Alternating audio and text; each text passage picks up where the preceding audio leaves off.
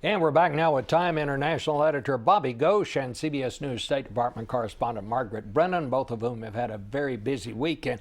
Bobby, let me just start with you. You know, we talk about we don't have much good news around here, but there was some pretty good news. This El Chapo Guzman, a.k.a. Shorty.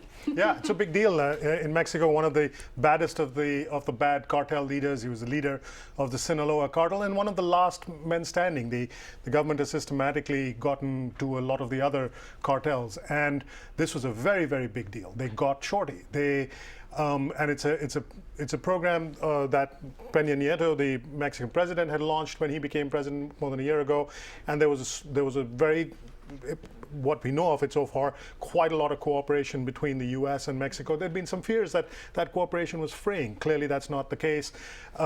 This guy escaped once before, 13 years ago, from prison. So, you know, it's not all over and done with yet. And you know, this is just like something out of a movie or something. And they catch him in bed. There's a woman here on one side, and there's an AK-47 on the other side. I hope he, you know, in the middle of the night, I guess he has to be careful to make sure which one he reaches for there. Fortunately, he didn't choose to shoot his way out. This was not Scarface, which meant that there was much less bloodshed than there should have been. They've gone after his lieutenants quite systematically over the last 3 or 4 months. One by one, they picked them off. They acted very quickly to get information from them about where he might be. They went to the one house where he actually was. He escaped from there, but they knew where he was going, and they managed to nab him there. So this is a very intelligent operation, intelligence-heavy operation, and something to be celebrated today. And interesting that this year-long operation came to a head the same week that President Obama was in Mexico. Yep.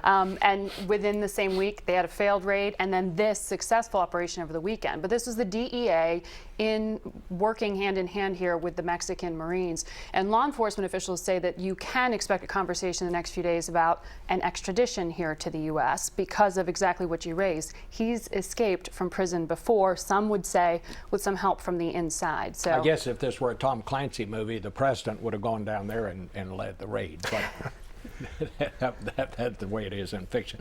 Let's talk about the serious, the more serious stuff, and that is what's going on in the Ukraine. It looks, well, the president's left. They don't know quite where he is, but nobody knows. Was this a coup? He says it was. Is he going to leave?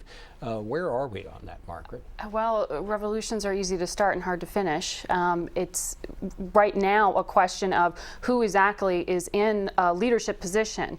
In name, the parliament's running the country, but no one in particular is at the head of that right now. So the U.S. and the EU are working hard behind the scenes to try to get the opposition to form some kind of unity government because they're very concerned about these splits. You could draw a line right through the middle of Ukraine and see those who are still pro-Moscow and those who are wanting to be closer to Europe. And there is concern that there could be a real fracture here. But most immediately, this country is about to implode financially. They need cash, they need it quick, and the US and EU really want them to take that money from the IMF. It's going to be harder to take that medicine because they're going to have to make budget cuts and do some hard work instead of relying on Russian financial aid because they're incredibly dependent. We saw this. One of the opposition leaders was let out of jail. She spoke to the protesters yesterday. She's in a wheelchair, but yet she's not the heroine of all the people that were out there in the street, Bobby. Not at all, Yulia Tymoshenko, and she's a very divisive figure. She's been prime minister twice. Presided over very, very corrupt administrations, very inept. She's a good street fighter, and we've seen that character around the world. Extremely good street fighter, not good at governing. And Margaret was right. No one's sure who's in charge of the opposition. They're a very fractured group. The sense is that this is the end of round one. Now comes round two. Putin, after today, is not distracted by these Sochi Olympics. He's going to enter the ring. Who's going to be standing against him? The question comes down to who wants to own the Ukraine problem? We don't. Europe, maybe. They're not 100% sure. They're not sure they want the most bankrupt and most corrupt country in Europe as part of the European Union. The one person who wants to own the Ukraine problem is Putin. That gives him an advantage. So the question is who's going to go up against him. Let me ask you both the question that I was once asked as a young reporter. I came back in with this story, and the editor said to me, tell me why I should care about this. Well, why is this important to the United States, Margaret? Well, in name, the U.S. would say it's important for us to see that democracy is taking hold in the Ukraine. When it comes down to direct national security interests, Hard to make that argument. But for Russia, this is their backyard. They have a naval base in Ukraine. They have tremendous trade. They have a shared border. It's in their direct interest. And when the TV cameras leave, they're going to have a lot of influence. For the U.S., we've been sort of hamstrung here. You had those unanswered calls for a week from Secretary Hagel to his counterpart in Ukraine. And that just shows this issue that the U.S. doesn't have a lot of leverage there. We do through the EU. They've got 28 countries who are threatening to really punish those leaders financially if they don't follow through with some of these reforms. But even in Europe, not a lot of Europeans want Ukraine to be part of the European Union. They sympathize with the people in the street, but the European Union has plenty of problems of its own, economic problems. It does not want another basket case within the fold. It really, for Russia, you can't emphasize enough how big a deal is. Every Russian diplomat learns this on day one in diplomacy school. Russia without Ukraine is a country.